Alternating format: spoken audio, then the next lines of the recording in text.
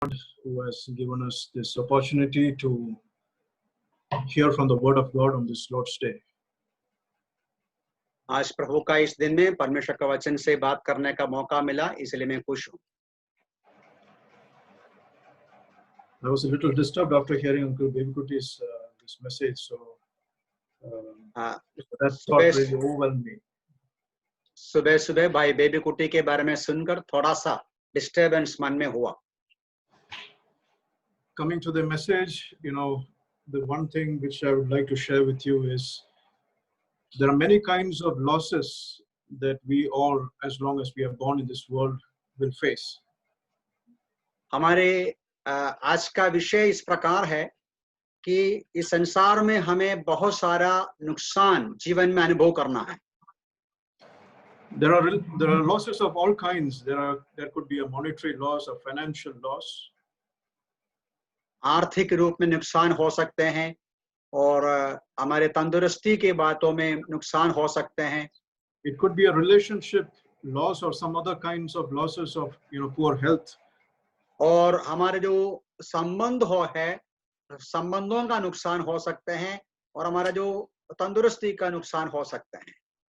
But in the midst of all these losses, when the losses come to our face, one of our natural response is that we may be shocked, but we get over it and we take it at its face value and move on. हमारा जो जीवन में ऐसा समस्या आते समय हमारा जो प्रतिक्रिया ऐसा होता है, या तो हम उसके ऊपर आश्चर्यचकित होते हैं, नहीं है तो हम उसका सामना करते हैं, नहीं तो ऐसे ही हम छोड़ देते हैं।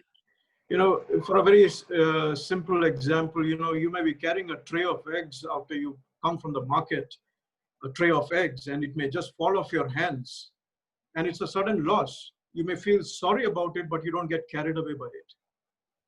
मान लो आप मार्केट जाके अंडे लेके आया, आपका हाथ से गिर गया और वे सब नुकसान हो गया, खराब हो गया, आपको तो बहुत बुरा लगेगा, लेकिन वो वापस नहीं मिलेगा, इसलिए आप चले जाएंगे।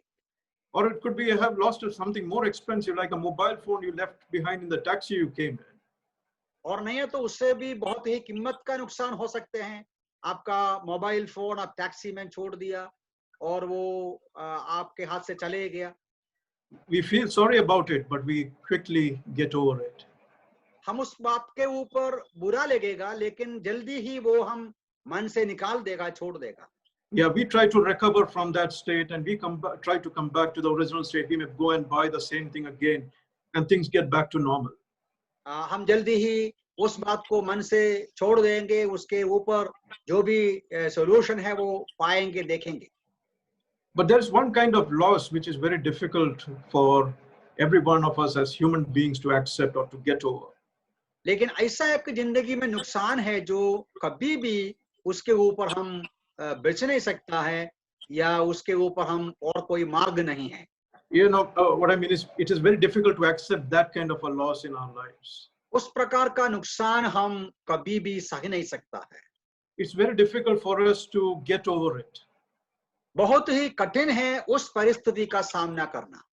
And that is a loss which is caused to us when there is a loss caused by deceit or by deception, where we have been made to go through that situation. वो नुकसान है धोखे के द्वारा या धोखाबाजी में हम उसका सामना करते हैं या अनुभव करते हैं।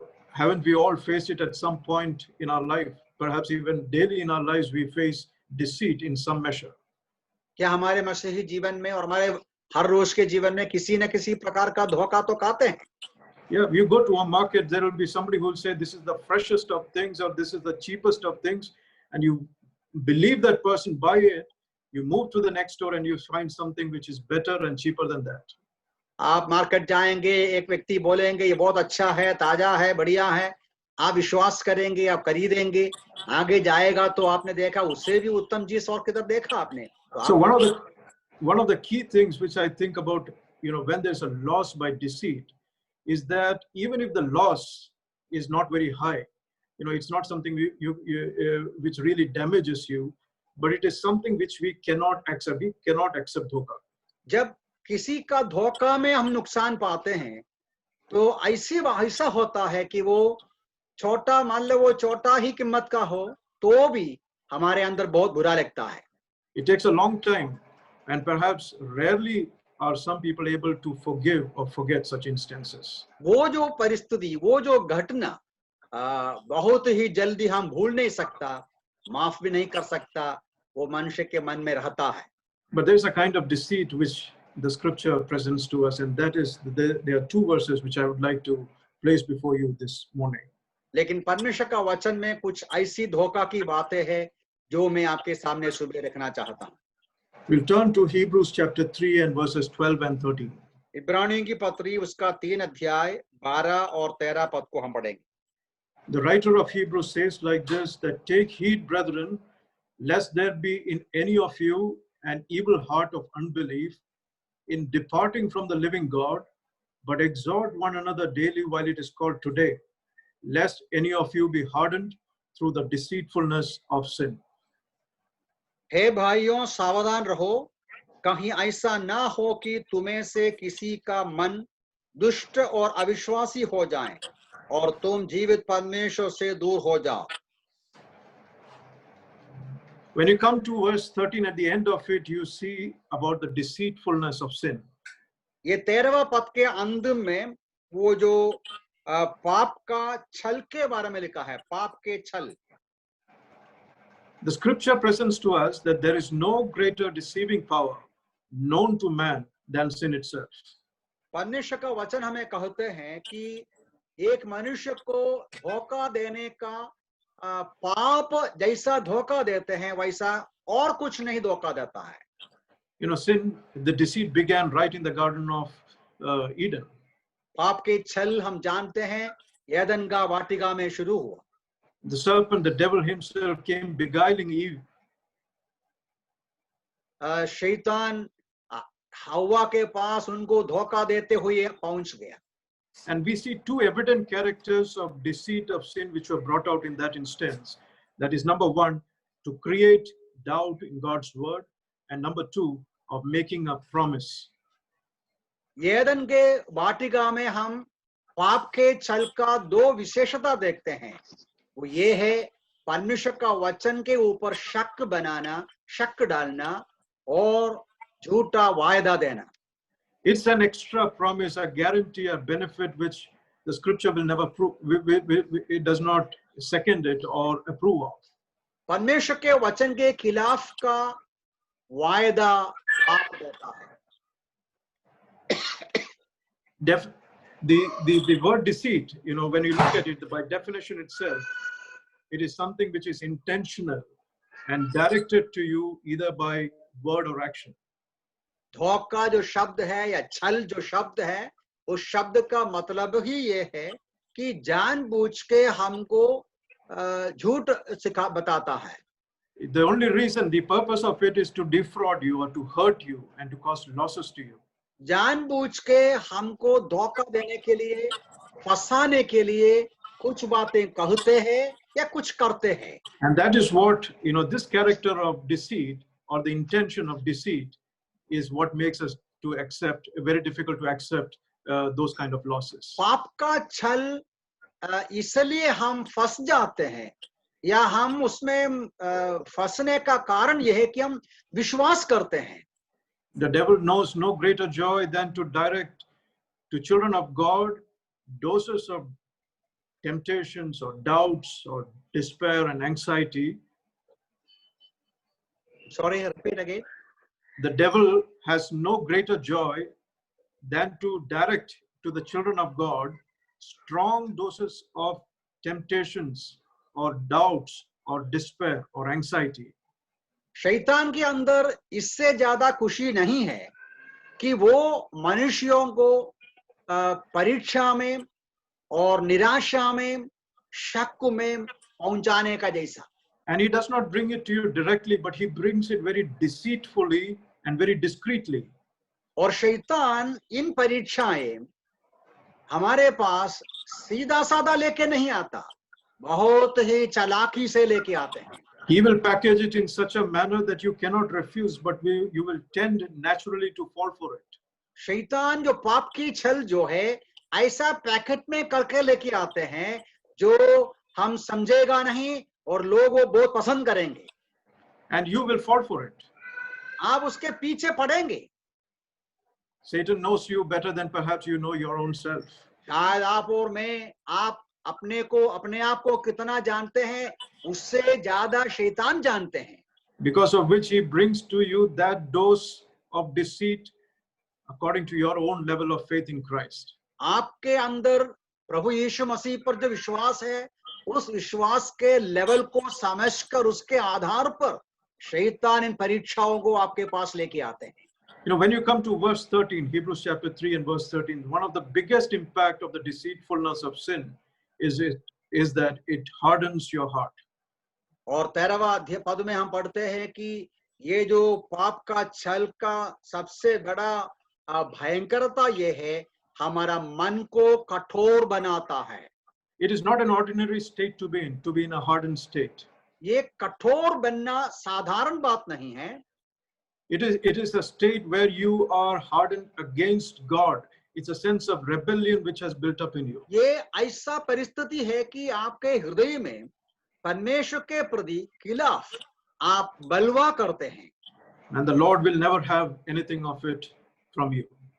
परमेश्वर कभी भी आपसे कुछ भी उसी परिस्थिति में स्वीकार नहीं कर सकता है। We must always remind ourselves that a hardened heart is in direct conflict with our own Savior. हमारे अंदर ये विचार होना चाहिए कि कठोर मन प्रभु यीशु मसीह के साथ सीधा बलवा करना का मन है। If you have a hardened heart to the Lord, it's like a child who would listen to his peers or his young friends rather than to his own parent. हमारे मन में कठोरता मतलब ऐसा है कि एक बच्चे अपने दोस्तों पर विश्वास करते हैं और माँ बाप पर विश्वास नहीं करते हैं। Sin comes in deceitful ways in various manners. पाप छल का काम करते हैं, धोखा काम कई प्रकार करते हैं। But I just want to focus on two aspects which comes between these two verses of what deceitfulness of sin looks like. मैं दो बातें आपके सामने रखना चाहता हूं। ये जो वचनों में धोखावादी बातें क्या है और किस प्रकार का है। The first thing is the evil heart of unbelief. एक बात यह है कि अविश्वास का हृदय। You know, if you read this chapter 3 of Hebrews, and we are reminded about Moses and of his faithfulness in all his house. ये 3 अध्याय में लिखने वाला मूसा और मूसा का विश्वास योग्यता के बारे में लिखते हैं। But when you come to verses 8 and 9, we are told about the children of Israel. लेकिन 8 और 9वां पद में इसराइलियों के बारे में लिखा है, who hardened their hearts, वे अपना मन को कठोर बनाया, who provoked and tempted God in the wilderness. वे परमेश्वर का परीक्षा किया जंगल में। And as we understand from the scripture, he is referencing to Exodus chapter 17 and verses 1 to 7, the incident which took place there. यहाँ जो लिखा है वो निर्गमन 17वां अध्याय में हुआ है। And so going to that incident, you see that the people of Israel were in Rephidim, and there was no water for the people to drink. वहां पढ़ते हैं कि इस्राएलियों वे रेफीजी में थे, पीने के लिए पानी नहीं था।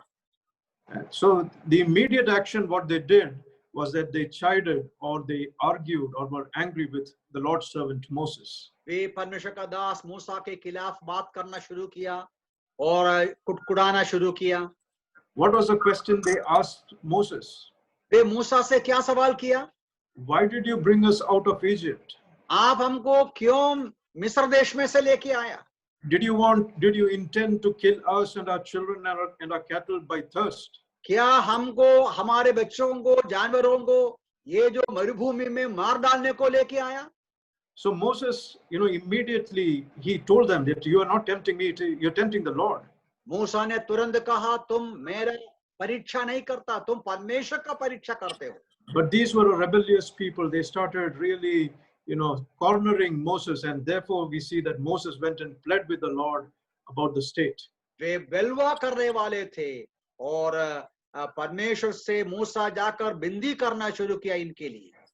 Therefore, the Lord also hearkened unto his servant Moses, and he said, "You go and smite that rock, and water will come out of it. इसलिए परमेश्वर ने मूसा से कहा, तुम जाके उस पत्थर को मारो, लाठी से मारो, वहां से तुमको पानी मिलेंगे। Moses did that, and water came out from that rock. मूसा ने ऐसा किया और उस पत्थर से पानी आया। But when you read towards the end, by the time you come to verse 6 and 7, you see that Moses called the name of that place Massa and Meribah. और आप अगर पढ़ते हैं उस जगह को मूसा ने मस्सा और मगरीबा लिखा है, Massa meaning temptation. मस्सा मतलब परीक्षा है, and Meribah meaning provocation.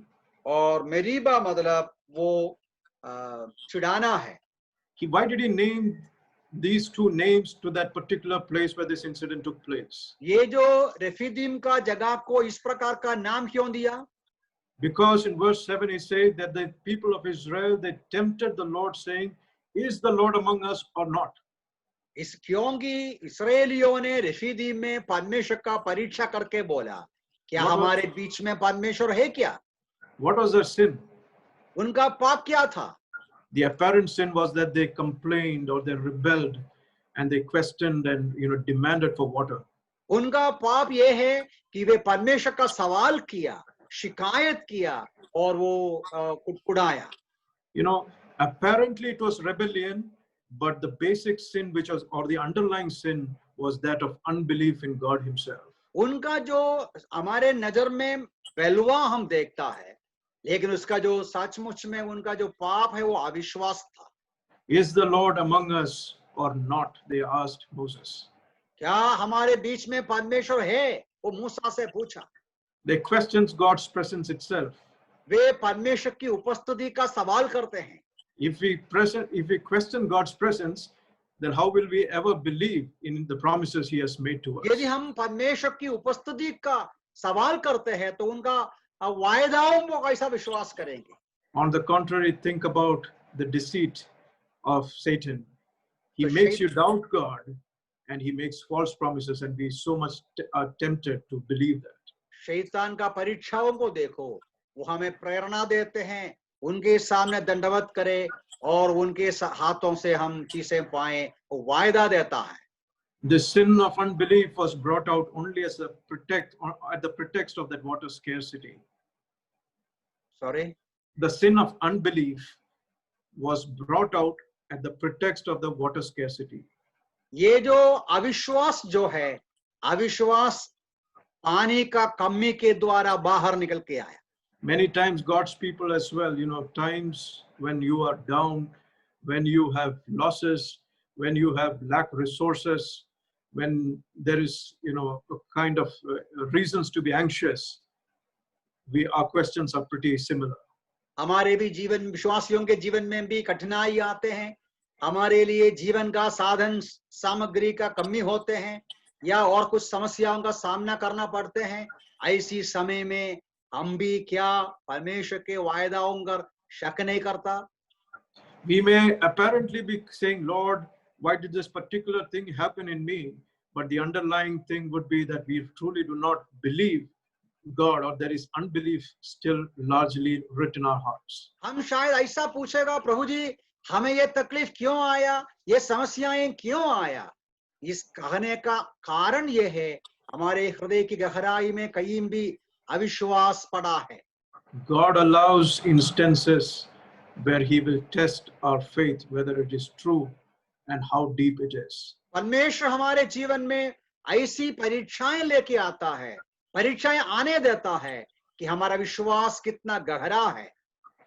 It'll matter very little to the Lord, what we profess or proclaim, even while preaching, but He knows our hearts, and He will send those moments to test our faith and our belief in Him. ये तो छोटी सी बात है कि इन वचनों का प्रचार करें, सिखाएं, लेकिन परमेश्वर ऐसी परिस्थिति लेके आएगा कि वो प्रकट करेगा कि हमारा विश्वास सचमुच में अनुभव में कितना गहरा है। The scripture takes the sin of unbelief very seriously. परमेश्वर का वचन अविश्वास को बहुत ही गंभीरता से लेते हैं। I'm so surprised that at times we have, even including myself, have never considered of how serious a sin unbelief can be. मैंने ये भी बात को देखा कि मेरा ही जीवन में अविश्वास को इतना गंभीरता से मैं लिया नहीं. You know, when you see in verse 12, it states unequivocally that it's an evil heart which expresses unbelief. और ये जो 12वां पद में एकदम साफ तरीके से लिखा है कि दुष्ट हृदय का दुष्ट मन दुष्ट और अविश्वासी हो जाएं. You know, it's only an evil heart which can express unbelief in God. मतलब उस वचन में कहते हैं कि एक दुष्ट हृदय ही परमेश्वर का वचन का अविश्वास करते हैं.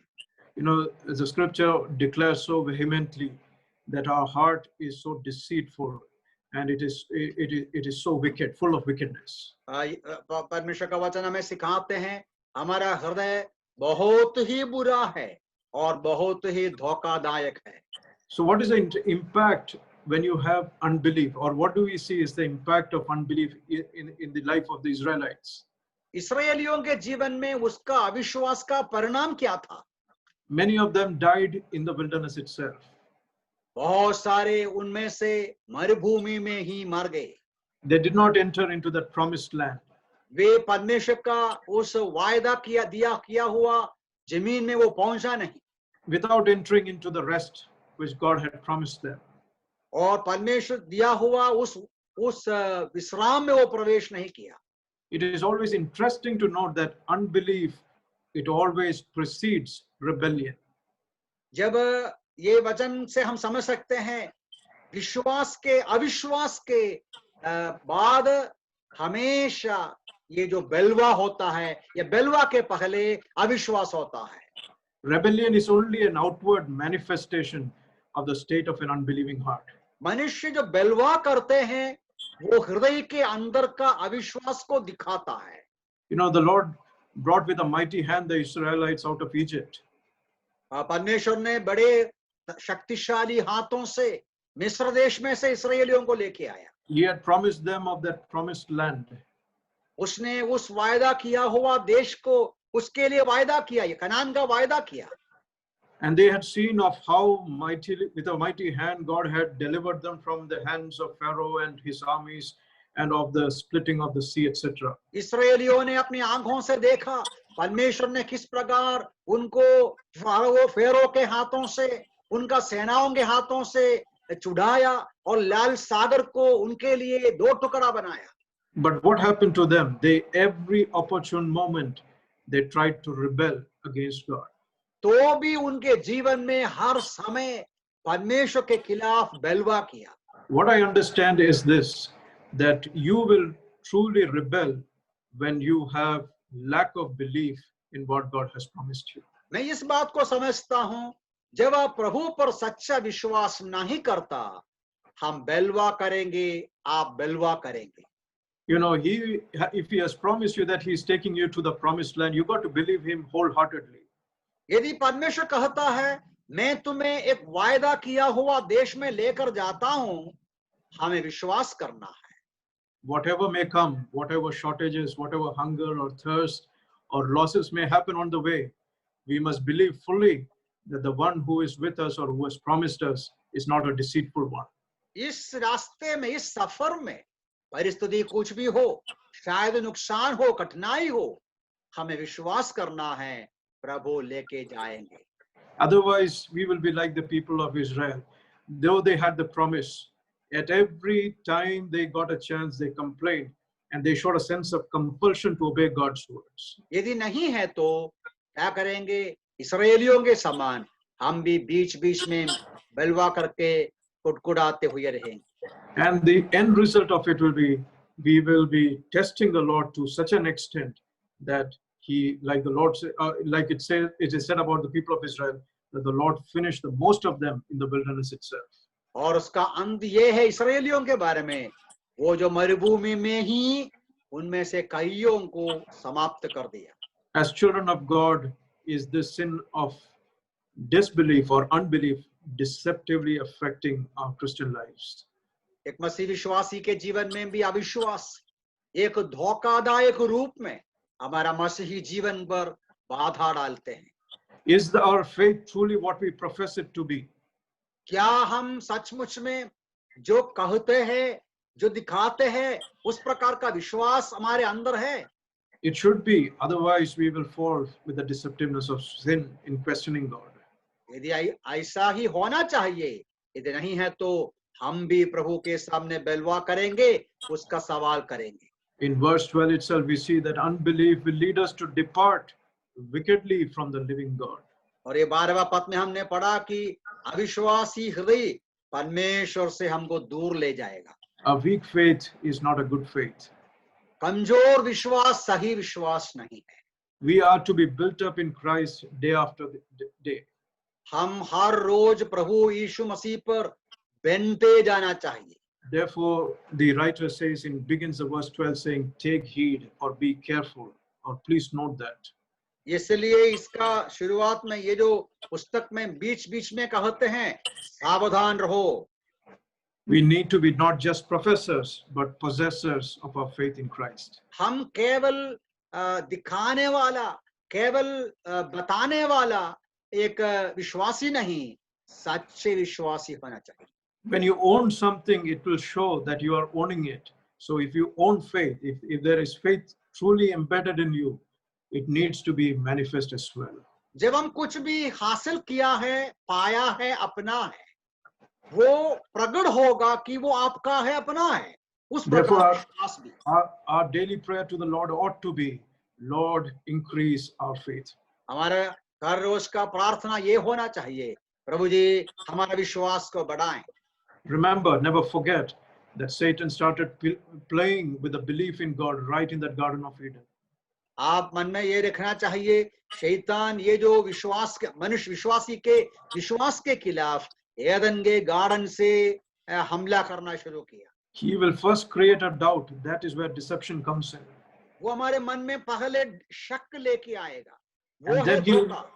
And then he will make a promise which he will neither keep nor will it benefit us. और वो उसके बाद एक वायदा देगा जो उसका में कोई फायदा, सचमुच में वायदा देगा जिसका कोई फायदा नहीं होगा। If you believe what he says, that is unbelief in God. यदि वो शैतान की बातों को हम मानेगा तो वो परमेश्वर का वचन का अविश्वास है। We need to therefore take heed. इसलिए हम सावधान रहना चाहिए। The second thing which is with regard to the deceitfulness of sin is the slothful Christian life. पाप का छल के बातों में दूसरी बात ये है, वो आलसीपन है। In verse 13, when we read, it says like this: exhort one another daily while it is called today. यहाँ 13वां पद में लिखा है, आज का दिन कहलाता है, दिन प्रतिदिन एक दूसरे को प्रोत्साहित करो। Lest any of you be hardened through the deceitfulness of sin. कहीं ऐसा ना हो कि तुम्हें से कोई व्यक्ति पाप के छल में पड़कर कठोर हो जाए। The opposite to this would be that you lack an active life. So मतलब यहाँ के वचन के विरुद्ध हम देखेगा तो प्रोत्साहन के विरुद्ध में आलसीपन या ठंडापन आता है। Exhortation goes along with fellowship. ये जो प्रोत्साहन है वो संगति से मिलता है।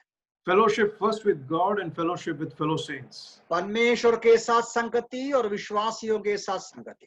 The word of God is extremely clear on this. If you do not encourage or exhort or edify your own self and your fellow saints, you will be resulting or you will be rewarded with a hardened Christian attitude. यदि वचन बराबर लिखता है, कहता है, यदि हम अपने आप को सिखाते नहीं, दूसरों को सिखाते या प्रोत्साहन नहीं देता है, और तो धीरे धीरे हम ठंडा हो जाएंगे। You will surely die a slow death, a slow spiritual death. आत्मिक रूप में धीरे धीरे मर जाएंगे। Inactivity is a real killer, whether in physical life or in spiritual life. आलसीपन रखना या कुछ ही नहीं करना, वो धीरे धीरे हमें खत्म करता है। God has not called us into that kind of a life, but Christian life is a life of gain. मसीही जीवन ऐसा एक जीवन है, वो कार्य करने का जीवन है। It's a life of gain where we gain things of eternal value. वो मसीही जीवन में अनंत जीवन की बातें, अनंत जीवन का मूल्य की बातें हम प्राप्त करते हैं। We gain heaven and Christ day unto day as we walk with Him. जैसा हम प्रभु के साथ साथ चलते रहते हैं, स्वर्ग और स्वर्ग की आशीषें कमाते हैं या पाते हैं। It's an active life of walking and running a race. ये एक दौड़ है, जैसा एक दौड़ में हम दौड़ते रहते हैं, ऐसा एक एक्टिविटी का काम है, एक्टिव कार्य होता है। One man's gain is another man's loss is what what an English saying is. ऐसा एक कहावत इंग्लिश में है कि एक व्यक्ति का लाभ दूसरे का नुकसान होता है। When a Christian is more attracted and his gains are more in the heavenly places, the losses is that he keeps losing himself to the world. एक विश्वासी के संबंध में वो अनंत जीवन का या स्वर्गीय बातें जितना कमाते हैं, सांसारिक बातें उतना नुकसान हो जाता है। The things of this earth will lose its bond and the pleasures it gives can no longer deceive us. ये जो संसार का जो ताकत है, संसार का जो परीक्षा है, उसका जो प्रभाव हमसे निकल जाते हैं। You see, the deceit of sin, as this particular verse tells us, is that when we do not exhort one another while it is today, जब आज का दिन कहते हैं हम एक दूसरे को प्रोत्साहित नहीं करते हैं, slackness or any laziness in our Christian walk and fellowship, you will never find favor with our Savior. हमारे जीवन का आलसीपन जो है, कभी भी प्रभु उसमें पसंद नहीं करता है। You know, we have never thought about exhortation of how great a commandment it is to us. हम कई बार ये जो एक दूसरे को प्रोत्साहन कर देने का जो आज्ञा है, उस आज्ञा को इतना महत्वपूर्ण रूप में लिया नहीं। You know, it leads to the building of individuals and churches and the gospel work. ये जो प्रोत्साहन देने का जो कार्य होता है, वो एक दूसरे को, कलीसिया को, परिवार को बनाने में सहायता करता है। God has not simply asked us to go and exhort people with nothing, not without equipping us. परमेश्वर एक दूसरे को प्रोत्साहन करने के लिए ऐसे ही जाके करने को नहीं बोला, उसके पहले हम खुद तैयार होना चाहिए। Yeah, in 2 Peter chapter 1 and verse 3, as the scripture says, that according to his divine power, he hath given us all things that pertain unto life and godliness through the knowledge of him that has called us to glory and virtue. दूसरा पत्रस में ये वचन हम पढ़ते हैं, परमेश्वर ने हमारे आध्यात्मिक जीवन के लिए सब कुछ दिया गया है। He has equipped us with everything which is necessary unto life and godliness. हमारे आत्मिक जीवन के लिए और भक्ति का जीवन के लिए सब कुछ दिया है। Through the knowledge of him. और मसीह का ज्ञान में वो मिलता है।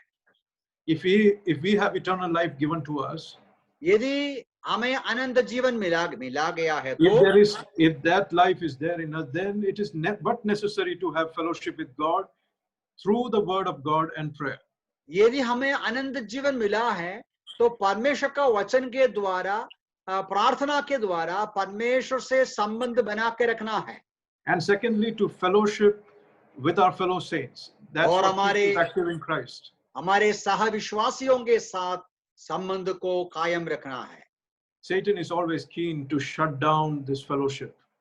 ये शैतान हमेशा ऐसा संगति का बाधा डालने को पसंद करते हैं। The longer it is shut, the more successful he is in deceiving us. जितना लंबा समय के लिए संगति बंद है, वो बहुत ही खुश है। If we do not fellowship with God personally, we can never be nourished enough in ourselves. We ourselves will be on crutches. यदि हम व्यक्तिगत रूप से परमेश्वर का संगति में नहीं बढ़ते हैं, तो हम आत्मिक रूप से कंगाल रहेंगे। But the more we feed on Christ, the more nourishment we will receive. लेकिन जितना हम प्रभु की ओर से आत्मिक जीवन पाएंगे, आत्मिक भोजन पाएंगे, उतना हम शक्तिशाली और ताकतशाली रहेंगे। And we will have enough and more to share that spiritual diet with our fellow saints. हमारे पास इतना आत्मिक भोजन होगा, या आत्मिक साधन होगा कि हमारे अन्य विश्वासियों के साथ भी हम बांट सकते हैं। We receive everything from him through the word, through his word, and that we are to reciprocate it back to our fellow saints. परमेश्वर के वचन के द्वारा ही सब कुछ हमको मिलता है और Exhort, अन्य विश्वासियों को भी बांटना है। it is the exhibition of the love of God in action. ये परमेश्वर का प्रेम का प्रकटीकरण है जो खुल्लम खुल्ला हम कार्यों के द्वारा करते हैं। Verse 14, he says that we are made partakers of Christ. 14वां पद में हम लोग पढ़ते हैं कि मसीह के साथ भागीदार बन गए हैं। You know, that is the very basic of Christian privileges. ये मसीही विश्वासी का सौभाग्य है। To have the very basic privilege to have fellowship with God. ये मसीह विश्वासी का बुनियादी आशीष है कि परमेश्वर के साथ हमारी संगति है। And therefore we need to have fellowship with each other, with each child of God equally. इसलिए हर एक प्रभु के लोगों के साथ बराबर का संगति रखना है। Exhortation is the fruit of our intimate fellowship with Christ. ये जो प्रोत्साहन जो है मसीह के साथ हमारा नजदीक का संगति का परिणाम है। Exhortation can be in words of comfort in times of need of fellow God's people. प्रोत्साहन का शब्द विश्वासियों का जरूरत पे तसल्ली का शब्द हो सकता है। It can be assistance of any kind. It is basically being concerned about others. ये अन्य विश्वासियों के जीवन के आवश्यकताओं के बारे में विचार है। You know, when the apostle says about exhortation, one reference which comes to my mind suddenly is he speaks about reproving and rebuking by the word, and then he says exhorting with long suffering. और जब परमेश्वर का दास कहते हैं वचन के द्वारा शिक्षा देना, ताड़ना देना, वहां ये भी बताते हैं कि सहनशीलता के साथ प्रोत्साहन का वचन बोलना। And it is imperative, as we understand from this word, it is imperative for a child of God to extend this exhortation to his fellow saints. ये जो प्रोत्साहन का वचन अन्य विश्वासियों को देना हमारे लिए बहुत ही जरूरी है। It says daily, it needs to be a daily routine. ये लिखा है कि आज का दिन हर रोज करना है। While it is called today, आज का दिन कहते समय there is no tomorrow for Christian activity. मसीही विश्वास का कार्य के लिए कल कुछ नहीं है। Response to the gospel needs to be today. सुसमाचार के प्रति हमारा जो प्रतिक्रिया है आज करना है। It is always for today, for the present. आज करना, अभी करना है। You know, when the Lord in Matthew's Gospel, chapter 6, in 33 and 34, he says about, you know, seeking first the kingdom of God and its righteousness, and all these things will be added unto you. जब यीशु मसीह कहते हैं मत्ती 6 में परमेश्वर और परमेश्वर का राज्य का खोजो, सब कुछ उसके साथ मिल जाएगा। And then he says something about tomorrow. He says, do not worry about tomorrow, for tomorrow will worry about itself. उसके बाद बोलते हैं कल का चिंता मत करो, कल का चिंता करेगा। Therefore, as a Christian, our actions cannot wait. इसलिए मसीह विश्वासी के लिए उनका कार्य रुक नहीं सकता कल के लिए। It is continuous, it is immediate in its attention and implementation. ये निरंतर करना है, लगातार करना है, तुरंत। When we exhort, there is mutual edification for ourselves. प्रोत्साहन करते हैं, एक दूसरा में प्रोत्साहित करते हैं, तो एक दूसरे को एनकरेजमेंट मिलता है। It warms up our joint love for Christ. ये हमारे अंदर मसीह के प्रति प्रेम बढ़ाते हैं। It brings a lot of carefulness in our Christian walk in life. ये हमारे मसीही जीवन में मसीही दौड़, मसीही चाल में हमें मदद करते हैं। It brings about a great sense of security and assurance when we have fellowship and when we exhort each other and move forward. हम एक दूसरे को प्रोत्साहन देते हैं तो हमारे अंदर सुरक्षा का विचार आता है। Many a saint who is going through low times or lows of life will be encouraged and perhaps even revived by this Christian attitude of exhortation. जब ऐसा मसीही विश्वासी एक दूसरे का प्रोत्साहन करेंगे तो जो कमजोर विश्वासी है, दुखी है या किसी न किसी प्रकार का वेदना के साथ है, उनके मन में उत्साह और जीवन आ जाता है। You know what is the deception of sin here? शैतान का जो धोखा क्या है, पाप का धोखा छल क्या है? Oh, he will tell us, hey, listen, there is a lot of time. शैतान हमको बताएगा कि उसके लिए बहुत समय बाकी है। You can wait. आप रुक सकते हैं। You can excuse yourself. आप अपने आप को एक्सक्यूज कर सकते हैं। You can give one reason or the other why you cannot do it. आप बता सकते हैं एक कारण या दूसरा कारण कि आप नहीं कर सकता. Maybe that brother or sister may not take it well. Who knows? So please refrain from exhorting them. और दूसरे को प्रोत्साहन देने में आप रोकेगा क्योंकि शायद उसको वो भाई या बहन को अच्छा लगेगा ना इसलिए. But the result of it, the scripture says, is you will be hardened through the deceitfulness of sin. लेकिन यहाँ लिखा है कि ये जो स्वभाव के द्वारा, ये जो पाप का छल के द्वारा कठोर हो जाएगा हमारा मन. A hardened heart is a terrible state. When Pharaoh hardened his heart, the Lord visited it every time with a greater plague. जैसा परमेश्वर फेरो का विजिट किया, उनसे मिला, बार बार वो अपना हृदय को कठोर करते गया. As the time is up, I just want to conclude. जैसा हमारा समय इधर खत्म होता है, मैं बंद करना चाहता हूँ. As we conclude, but I would like to draw your attention to the great link between the two deceptions of sin we just looked into. जैसा परमेश्वर का वचन से पाप का छल का दो बातें देखा, वो फिर से मैं समझा कर बंद करूं. There is a link between both these sins. ये दोनों प्रकार का कामों में एक संबंध है. The sin of unbelief and the sin of being slothful. पाप का जो अविश्वास का पाप है और आलस्यपन का पाप है. You know, in James chapter 2 and verse 17, he speaks about faith, saying that even so, faith, if it hath not works, is dead being alone. याकूब कहते हैं अपनी पत्री में, यदि विश्वास के अनुसार का कार्य नहीं तो विश्वास मुर्दा जैसा है. So if you are a believer, but you are in a state or exercised by the sin of unbelief, यदि आप एक विश्वासी है लेकिन अविश्वास का अनुभव में है, you will not be able to be an active or a Christian. There will be no works to show forth of that belief which you have in Christ. ऐसा विश्वासी के अंदर विश्वास के आधार पर का कोई काम नहीं होगा. We may have belief, but an active Christian life is the evidence of that belief. विश्वास तो हो सकते हैं, लेकिन सचमुच में एक कार्यशाली क्रियाशाली विश्वास है सच्चा विश्वास. Faith and obedience must go hand in hand. विश्वास और आज्ञाकारिता एक साथ चलना है. Do all what it takes to not have an evil heart of unbelief, and do all what it takes to exhort others. हम हर बात तो हर किसी न किसी प्रकार एक दूसरे का प्रोत्साहन करना है. Love covers a multitude of sin.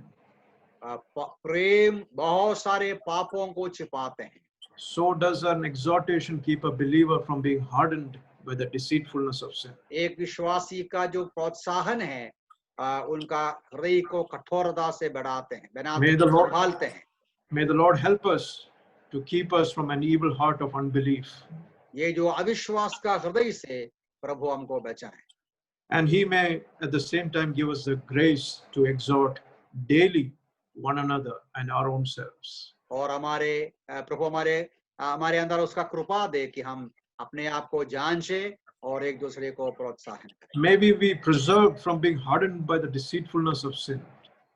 ये जो पाप का छल से कठोर होने से अपने आप को प्रभु बचाएं. You know, one statement I want to make: the sad reality of this deceptiveness, like I said in the beginning, the losses which comes from deception usually hurts us a lot. But when it comes to spiritual being deceived by sin, many people really do not even mind about it. एक बात मैं note किया कि हमारे जो सांसारिक जीवन में धोखा खाते हैं तो बुरा लगता है, लेकिन आध्यात्मिक बातों में धोखा खाते हैं उसका विचार ही नहीं करता है. We just don't mind being deceived spiritually. आध्यात्मिक बातों में धोखा खाने में बिल्कुल विचार नहीं है. We need to take a hard look at that. हम इस बात को गंभीरता से देखना है. Will Christ our Redeemer be satisfied if we are comfortable to live a deceived life? या हमारा उद्धारकर्ता प्रभु हमारा धोखावादी जिंदगी में, धोखा के जीवन में, धोखा के अधीन में जीना पसंद करेंगे? No, we cannot offend or anger the one who is the brightness of God's glory. जो परमेश्वर की महिमा का प्रभु है, उसको कभी भी उसका हृदय को हम दुख नहीं दे सकता. We cannot tire him by our unbelief, the one who is the express image of God's person. परमेश्वर जो स्वयं परमेश्वर है, उसको हम परीक्षा नहीं दे सकता है। We cannot tempt him who has himself purged our sins and who जो sits on the right hand of the majesty जो on high. हमारे पापों को अपने ऊपर उठाया और आज स्वर्ग में है, उनका हम परीक्षा नहीं कर सकता। May God give us the wisdom to be exercised with a heart which believes and a life which exalts. प्रभु हमें सहायता करे कि हमारे अंदर ये जो विश्वास हो कि सचमुच में ऐसा कठोरता का मन ना हो, बल्कि विश्वास का हृदय हो। May God's name be glorified. प्रभु इस वचन से हमें सहायता करे। आइए हम प्रार्थना करें।